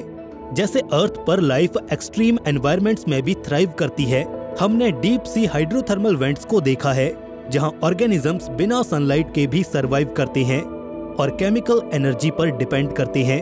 हो सकता है कि प्लूटो पर भी ऐसी ही कंडीशंस हों जहां लाइफ केमिकल रिएक्शंस और जियोथर्मल एनर्जी के जरिए आइस के नीचे मौजूद ओशंस में फल फूल रही हों। Evidence of geological activity. New Horizons mission की ओर से एक और सरप्राइजिंग फाइंडिंग थी प्लूटो पर ऑनगोइंग जियोलॉजिकल एक्टिविटी के सबूत। फ्लाईबाय से पहले वैज्ञानिकों को लगता था कि प्लूटो एक कोल्ड और डेड वर्ल्ड होगा जिसमें जियोलॉजिकल एक्टिविटी बिल्कुल ना के बराबर होगी, लेकिन जिन लैंडस्केप्स को हमने इस मिशन के दौरान ऑब्जर्व किया उसने हमारी सारी एक्सपेक्टेशंस को ही चैलेंज कर दिया। प्लूटो का सरफेस काफी वैरायटी वाले टेरेन से भरा पड़ा है, जिसमें वास्ट प्लेन्स, बहुत ऊंचे माउंटेन्स और गहरी घाटियां भी शामिल हैं। स्पुतनिक प्लैनेटिया ऐसा ही एक बहुत बड़ा हार्ट शेप का रीजन है जो एक बहुत बड़ा आइस प्लेन है, मोस्टली नाइट्रोजन आइस से बना हुआ। इस इलाके की सरफेस रिलेटिवली काफी यंग लगती है क्योंकि यहाँ इम्पैक्ट क्रेटर्स बहुत कम है, जो ये सजेस्ट करता है कि स्पुतनिक प्लैनेटिया लगातार रीसरफेस हो रहा है, शायद सब सरफेस आइस में कन्वेक्शन करंट्स की वजह से। जियोलॉजिकल एक्टिविटी का एक और एविडेंस प्लूटो के माउंटेन से मिलता है, ऐसे पहाड़ जो मुख्य रूप से वाटर आइस के बने हुए हैं। ये माउंटेन्स करीब 3500 मीटर्स की ऊंचाई तक जाती हैं। ये हमारी अर्थ के रॉकी माउंटेन से कंपेरेबल हैं। ऐसे बड़े माउंटेन्स का होना ये इंडिकेट करता है कि प्लूटो का क्रस्ट स्ट्रॉन्ग और रिजिड वाटर आइस से बना हुआ है, जो मैसिव स्ट्रक्चर्स को भी सपोर्ट कर सकता है। वाटर आइस माउंटेन्स और नाइट्रोजन आइस प्लेन्स का प्लूटो पर मौजूद होना एक कॉम्प्लेक्स और एक्टिव जियोलॉजी को दर्शाता है, लेकिन सवाल ये है कि इन एक्टिविटीज को ड्राइव करने वाला फैक्टर आखिर क्या हो सकता है। एक बहुत ही strange possibility radioactive decay से जनरेट होने वाली हीट भी हो सकती है, जो शायद प्लूटो के कोर में हो रही होगी। जब radioactive elements break down होते हैं तो वो हीट रिलीज करते हैं, जो शायद एक सबसरफेस ओशन को मेंटेन करने और प्लूटो के सरफेस पर जियोलॉजिकल एक्टिविटीज को ड्राइव करने के लिए इनफ हो सकती हैं। एक और बहुत ही अजीब पॉसिबिलिटी है क्रायो वॉल्केनिज्म, यानी कि आइस वॉल्केनोज का होना। ट्रेडिशनल वॉल्केनोज जो हम अपनी धरती पर देखते हैं वो मोल्टेन रॉक को इरप्ट करते हैं, लेकिन क्रायो वॉल्केनोज वाटर, अमोनिया या फिर मीथेन को इरप्ट करते हैं। न्यू होराइजन्स ने प्लूटो की सरफेस पर कुछ बहुत बड़े लार्ज डोम लाइक स्ट्रक्चर्स को ऑब्जर्व किया था, जो कि क्रायो वॉल्केनोज हो सकते हैं। अगर ये सच है कि वाकई में प्लूटो पर क्रायो वॉल्केनोज मौजूद हैं, तो ये सब सरफेस ओशन के और भी एविडेंसेस प्रोवाइड कर सकते हैं। ये इस बात का भी संकेत है कि लिक्विड वाटर दूसरे केमिकल्स के साथ मिक्स होकर भी प्लूटो की सरफेस तक पहुंच रहा है। प्लूटो पर एक्टिव जियोलॉजी की ये खोज इस संभावना को भी जन्म देती है कि शायद ये ड्वार्फ प्लेनेट लाइफ के लिए जरूरी कंडीशंस भी प्रोवाइड कर सकता है। अर्थ पर भी जियोलॉजिकल एक्टिविटीज लाइफ को सपोर्ट करने में एक क्रूशियल रोल प्ले करती हैं, जैसे न्यूट्रिएंट्स को रिसाइकल करना और एनर्जी सोर्सेज जैसे हाइड्रोथर्मल वेंट्स प्रोवाइड करना। अगर प्लूटो पर ऐसे प्रोसेसेस हो रहे हैं तो ये इसके आइसी सरफेस के नीचे हैबिटेबल एनवायरनमेंट्स क्रिएट कर सकते हैं। The potential for life in extreme environments. Pluto पर एक पॉसिबल सब सरफेस ओशन और ऑनगोइंग जियोलॉजिकल एक्टिविटी की डिस्कवरी एक एक्साइटिंग सवाल उठाती है। क्या इतने एक्सट्रीम एनवायरनमेंट में प्लूटो पर लाइफ एग्जिस्ट कर सकती है? इसका जवाब समझने के लिए हमें ये देखना होगा कि अर्थ के एक्सट्रीम एनवायरनमेंट्स के बारे में हम क्या जानते हैं। हमारी धरती पर भी ऐसी बहुत सी जगह मौजूद हैं जो देखने में एकदम वीरान लगती हैं। यहाँ जीवन के लिए परिस्थितियाँ बहुत मुश्किल लगती हैं, लेकिन जीवन यहाँ पर भी किसी न किसी रूप में हमें देखने को मिलता है। उदाहरण के लिए इन डीप सी हाइड्रोथर्मल वेंट्स को ही ले लीजिए, जो पूरे इकोसिस्टम में मिलते हैं, लेकिन यहाँ पनपने वाली लाइफ सनलाइट के बजाय अर्थ के इंटीरियर से आने वाली केमिकल एनर्जी पर डिपेंड करती है। ये पूरा इकोसिस्टम केमियोसिंथेसिस पर बेस्ड होता है, एक ऐसी प्रोसेस जिसमें बैक्टीरियाज केमिकल कंपाउंड्स जैसे कि हाइड्रोजन सल्फाइड को एनर्जी में कन्वर्ट करते हैं और दूसरे ऑर्गेनिजम्स के लिए फूड सोर्स को प्रोवाइड करते हैं। इसी तरह अंटार्कटिका के आइस शेल्फ्स के नीचे आइसी वाटर्स में जीवन यहाँ मौजूद एसिडिक हॉट स्प्रिंग्स में और यहाँ तक कि डीप अंडरग्राउंड रॉक्स के अंदर भी खोजा गया है। ऐसे ऑर्गेनिजम्स जो एक्सट्रीम कंडीशंस में भी सरवाइव कर सकते हैं, उन्हें एक्सट्रीमोफाइल्स कहा जाता है। ये दिखाता है कि लाइफ काफी वाइड रेंज के एनवायरनमेंट्स में अडेप्ट कर सकती है, जो पहले हमें इम्पॉसिबल लगता था। अगर लाइफ अर्थ के इन एक्सट्रीम एनवायरनमेंट्स में थ्राइव कर सकती है, तो ये कन्विंसिबल है कि similar form of life Pluto पर भी एग्जिस्ट कर सकती है। अगर प्लूटो पर सब सरफेस ओशन मौजूद है, तो ये लाइफ के डेवलपमेंट के लिए एक स्टेबल एनवायरनमेंट प्रोवाइड कर सकती हैं। फिर चाहे ओशंस एक्सट्रीमली कोल्ड हों या पूरी तरह से डार्क हों, लाइफ फिर भी वहां पर सरवाइव कर लेगी। वो केमिकल रिएक्शंस पर एनर्जी के लिए डिपेंड हो जाएंगे, बिल्कुल अर्थ के एक्सट्रीमोफाइल्स की तरह। साथ ही प्लूटो पर अमोनिया और दूसरे कॉम्प्लेक्स मॉलिक्यूल्स का प्रेजेंस भी ये सजेस्ट करता है कि उसके ओशंस में लाइफ के बिल्डिंग ब्लॉक्स हो सकते हैं। हमारी धरती पर अमोनिया अमीनो एसिड्स के फॉर्मेशन में एक क्रूशियल रोल प्ले करता है, जो प्रोटीन्स के बिल्डिंग ब्लॉक्स होते हैं। अगर प्लूटो पर सिमिलर केमिकल प्रोसेसेस हो रही हैं, तो ये लाइफ के एग्जिस्ट करने की संभावना को कहीं ज्यादा बढ़ा देता है। लेकिन ये नोट करना भी उतना ही जरूरी है कि प्लूटो की कंडीशंस पोटेंशियल लाइफ को सपोर्ट कर सकती हैं, लेकिन अभी तक हमें वहां पर लाइफ का कोई डायरेक्ट एविडेंस नहीं मिला है। सब सरफेस ओशंस और जियोलॉजिकल एक्टिविटीज ये सिर्फ इंट्रीगिंग क्लूज हैं, कोई प्रूफ नहीं। प्लूटो के हिडन ओशंस में लाइफ है या नहीं, इसे समझने के लिए हमें और एक्सप्लोरेशन और स्टडी की जरूरत है। Future missions and exploration.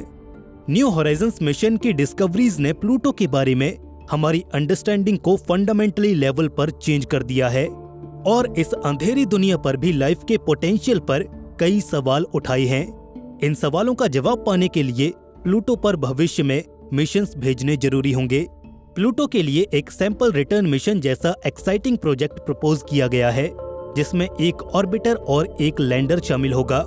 Orbiter वैज्ञानिकों को प्लूटो को और ज्यादा डिटेल में स्टडी करने का मौका देगा, इसकी सरफेस मैप करने, एटमॉस्फेयर एनालाइज करने और जियोलॉजिकल एक्टिविटीज के साइंस को सर्च करने के लिए भी। लैंडर हमें इसकी सरफेस और सब सरफेस की डायरेक्ट मेजरमेंट्स प्रोवाइड करेगा और ये शायद हमें कोई सब सरफेस ओशन या लाइफ सपोर्टिंग फीचर्स डिटेक्ट करने में भी मदद कर दे। प्लूटो के लिए एक और मिशन कॉन्सेप्ट है, यहाँ पर एक प्रोब को भेजना जो प्लूटो के एटमॉस्फेयर और इसकी सरफेस केमिस्ट्री को स्टडी करेगा। ये मिशन एडवांस इंस्ट्रूमेंट्स का यूज करके प्लूटो की सरफेस और एटमॉस्फेयर के कॉम्पोजिशन को एनालाइज करेगा, जिससे ये ऑर्गेनिक मॉलिक्यूल्स और कुछ ऐसे कंपाउंड्स की खोज करेगा जो लाइफ के इंडिकेटर्स हो सकते हैं। प्लूटो को स्पेशली टारगेट करने वाले मिशंस के अलावा भी फ्यूचर में काइपर बेल्ट को एक्सप्लोर करने के लिए कई मिशंस किए जाएंगे, जो अपनी यात्रा के दौरान सोलर सिस्टम के इस रीजन में जीवन की संभावनाओं की खोज कर सकते हैं। काइपर बेल्ट में और भी कई आइसी बॉडीज हैं जो बिल्कुल प्लूटो के जैसी हैं। इन ऑब्जेक्ट्स को स्टडी करके वैज्ञानिक ये समझ सकते हैं कि उनकी सरफेस और इंटीरियर्स को शेप करने वाले प्रोसेसेस आखिर कौन से हैं और उनकी हैबिटेबिलिटी का स्कोप क्या हो सकता है। नासा के न्यू होराइजन्स मिशन ने सन 2019 में एक और काइपर बेल्ट ऑब्जेक्ट एरोकॉथ को भी फ्लाई बाय किया, जिसे पहले 2014 MU69 के नाम से भी जाना जाता था। इसकी यूनिक शेप और सरफेस फीचर्स ने वैज्ञानिकों को सोलर सिस्टम के अर्ली हिस्ट्री की झलक दिखाई है। यहाँ से न्यू होराइजन्स ने बहुत ही वैल्यूएबल डेटा इकट्ठा किया। फ्यूचर मिशंस काइपर बेल्ट और इसके लाइफ पोटेंशियल के बारे में और भी ज्यादा हैरान करने वाली खोजें कर सकते हैं। हालांकि प्लूटो या काइपर बेल्ट के लिए अभी कोई भी मिशन स्केड्यूल्ड नहीं है, लेकिन न्यू होराइजन के बाद इन डिस्टेंट वर्ल्ड्स में वैज्ञानिकों की रुचि लगातार बढ़ रही है। एडवांस टेक्नोलॉजी और स्पेस एक्सप्लोरेशन की वजह से इस बात की संभावना काफी ज्यादा है कि आने वाले दशकों में हम प्लूटो पर वापस जरूर जाएंगे। न्यू होराइजन्स ने यहाँ पर कई गहरे रहस्य छोड़े हैं। उन मिस्ट्रीज का जवाब ढूंढने के लिए हमें वापस जाना होगा। प्लूटो की तरफ हमारा ये सफर हमें लगातार इंस्पायर और चैलेंज करता रहेगा। Conclusion, the mystery of Pluto. Pluto एक सरप्राइज से भरी हुई दुनिया है जिसे हम कभी कोल्ड और डेड समझते थे, अब हमें एक डायनामिक और एक्टिव जगह के रूप में दिख रही है। हमारी ही खोजों ने हमें सोचने पर मजबूर कर दिया है कि प्लूटो के पास शायद लाइफ के लिए कुछ बहुत जरूरी इंग्रेडिएंट्स हो सकते हैं, जबकि प्लूटो पर लाइफ का कोई डायरेक्ट एविडेंस हमें आज तक नहीं मिला। लेकिन ये हमारी अंडरस्टैंडिंग को जरूर चैलेंज करता है और इसी वजह से ये फ्यूचर के लिए भी हमारे लिए प्रायोरिटी बना रहेगा। नए मिशंस और टेक्नोलॉजीज के साथ हमें इस डिस्टेंट वर्ल्ड के बारे में और ज्यादा सीखने का मौका मिलेगा और तब शायद हमें यहाँ पर लाइफ के पोटेंशियल क्लूज भी मिलें। प्लूटो की मिस्ट्रीज आज तक सॉल्व नहीं हुई हैं और उन्हें अनकवर करने की जर्नी तो अभी बस शुरू ही हुई है। हमारे सौरमंडल के अंतिम ग्रह से भी आगे अंतरिक्ष के अंधकार में सूर्य को ऑर्बिट करती एक छोटी सी रहस्यमयी दुनिया प्लूटो, जिसे अंधकार का देवता भी कहा जाता है। इसके बारे में हम आज जितना भी जानते हैं वो काफी कम है। हर रोज और लगातार वैज्ञानिक इस मिस्टीरियस प्लैनेट के बारे में कुछ नया जान रहे हैं। प्लूटो को समझने का हमारा ये सफर इस पिक्सेलेटेड इमेज से कुछ ऐसी हाई डेफिनेशन इमेजेस तक का है। हम इसके एटमॉस्फेयर, इसके ज्योग्राफिक फीचर्स, इसके मून सिस्टम और इस पर चलने वाली कुछ एक्टिविटीज को बहुत बेहतर तरीके से जान पाए हैं। लेकिन इस 12,500 किलोमीटर डायमीटर के एक छोटे से प्लैनेट पर आज भी अनेकों रहस्य दफन पड़े हैं जिन पर हमें जरूर विचार करना चाहिए। लेकिन इतना कुछ जानने के बावजूद भी प्लूटो से रिलेटेड कुछ ऐसे भ्रम हैं जो लोगों के मन में हैं, जो बिल्कुल भी सही नहीं है। कुछ ऐसे सवाल हैं जिनके उत्तर तो लोगों के पास हैं, लेकिन बदलते समय के साथ या तो वो पुराने हो गए हैं और या फिर बिल्कुल ही गलत हैं। जैसे कि प्लूटो का नाम क्या एक डिज्नी कैरेक्टर के ऊपर रखा गया है? क्या प्लूटो कभी नेपच्यून का चंद्रमा हुआ करता था, या फिर प्लूटो एक आइसी वर्ल्ड है? ऐसे कई सवाल हैं जो प्लूटो के इर्द गिर्द घूमते रहते हैं। तो चलिए आज के सफर में हम यात्रा करने वाले हैं हमारे ड्वार्फ प्लैनेट प्लूटो की और जानेंगे प्लूटो के कुछ ऐसे मिथ्स के बारे में जिन पर शायद आप भी यकीन करते हैं। मिथ नंबर 1, प्लूटो नाम पहले डिज्नी कैरेक्टर का था। अगर आप डिज्नी के इन कैरेक्टर्स की क्रोनोलॉजी देखोगे तो ये मिथ यहीं पर खत्म हो जाएगा। प्लूटो की खोज सन 1930 में हुई थी और हालांकि फेमस डिज्नी डॉग ने भी 1930 में ही डेब्यू किया था, पर शुरुआत में इस डॉग का नाम रोवर रखा गया था। प्लूटो द पप नाम का एक कैरेक्टर भी था, लेकिन उसको भी सन 1931 तक ब्रॉडकास्ट नहीं किया गया था। ज्यादातर लोग ये कह रहे थे कि जिस लड़की ने इस ग्रह का नाम प्लूटो रखा था वो प्लूटो द डॉग से लिया गया था, लेकिन अब ये प्रूवन है कि उस डॉग का नाम प्लूटो प्लैनेट से इंस्पायर्ड था। आपको बता दें कि वैनिटी फेयर 1930 में जब एक स्कूल गर्ल थी तब उन्होंने इस ग्रह को प्लूटो नाम दिया था। 2006 में बीबीसी को दिए एक इंटरव्यू में उन्होंने इस बात का खुलासा भी किया था। Myth number 2, Pluto is tiny. आज भी बहुत से लोगों को लगता है कि प्लूटो एक ड्वार्फ प्लैनेट है, तो ये बहुत छोटा होगा, किसी एस्टेरॉयड जितना। लेकिन आपको बता दें कि प्लूटो 2360 किलोमीटर डायमीटर का एक बड़ा आकार रखता है, जो कि हमारे चांद का 2/3 है, और इसे जुपिटर के ओशन वर्ल्ड मून यूरोपा से भी कंपेयर किया जा सकता है। सिर्फ इतना ही नहीं, प्लूटो के सबसे बड़े चांद शेरन का आकार इसके आकार का लगभग आधा है। शेरन का डायमीटर 1207 किलोमीटर है, जबकि प्लूटो का डायमीटर 2360 किलोमीटर है, और इसीलिए कभी कभी इन दोनों को बाइनरीज भी बोला जाता है। वैज्ञानिकों का मानना है कि काइपर बेल्ट में सबसे बड़ी ऑब्जेक्ट प्लूटो ही है, यानी कि नेपच्यून के ऑर्बिट के बाद सबसे बड़ी ऑब्जेक्ट प्लूटो ही है। काइपर बेल्ट में कॉमेट्स मेजॉरिटी में पाए जाते हैं, जो कि सिर्फ कुछ ही किलोमीटर बड़े होते हैं। कुछ कॉमेट्स सैकड़ों किलोमीटर बड़े भी हो सकते हैं, लेकिन प्लूटो बाकी के ड्वार्फ प्लैनेट्स जैसे कि एरिस से भी बड़ा है। Myth number 3, it's dark there all the time. Pluto का ऑर्बिट सूर्य से एवरेज 4.8 अरब किलोमीटर दूर है, और ये दूरी वाकई बहुत ज्यादा होती है। प्लूटो से देखने पर हमारा सूर्य किसी आम तारे की तरह ही दिखाई देता है, लेकिन थोड़ा ज्यादा चमकदार।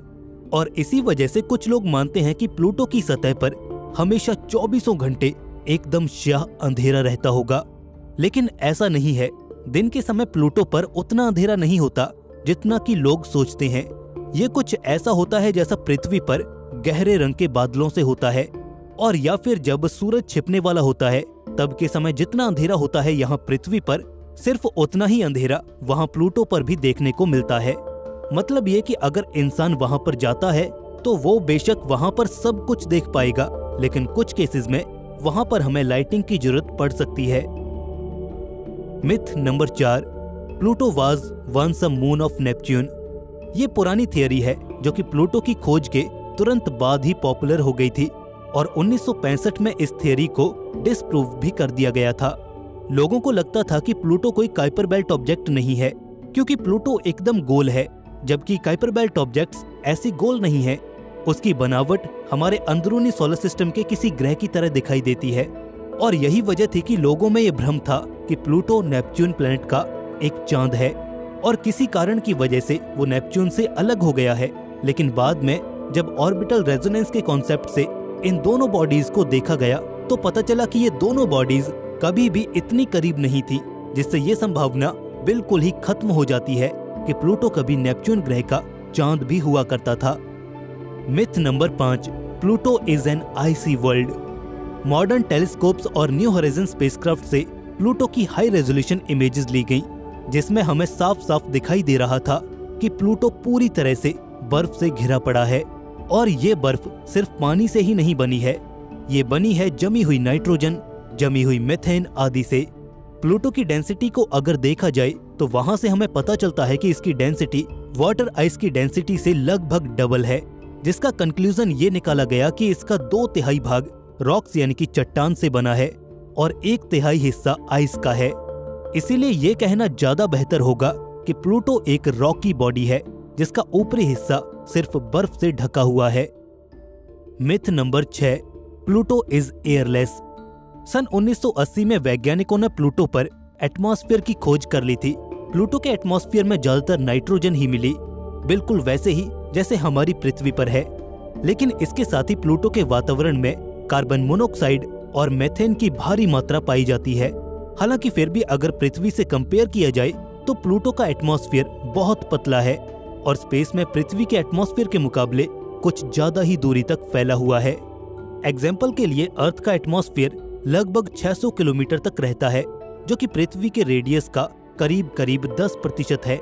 वहीं पर अगर प्लूटो की बात की जाए तो ये 7 प्लूटो रेडियाई तक फैला हुआ है, यानी कि प्लूटो के एटमॉस्फेयर का वॉल्यूम खुद प्लूटो के वॉल्यूम से लगभग 350 गुना ज्यादा है। और इसीलिए ये तो बिल्कुल भी नहीं कहा जा सकता कि प्लूटो पर हवा नहीं है। प्लूटो पर हवा बिल्कुल है, लेकिन जब कभी प्लूटो अपने ऑर्बिट में सूर्य से बहुत दूर चला जाता है तो उसके एटमॉस्फेयर में सारी गैसेस ठंड की वजह से जम जाती हैं और तब वहां पर हवा की कमी हो जाती है।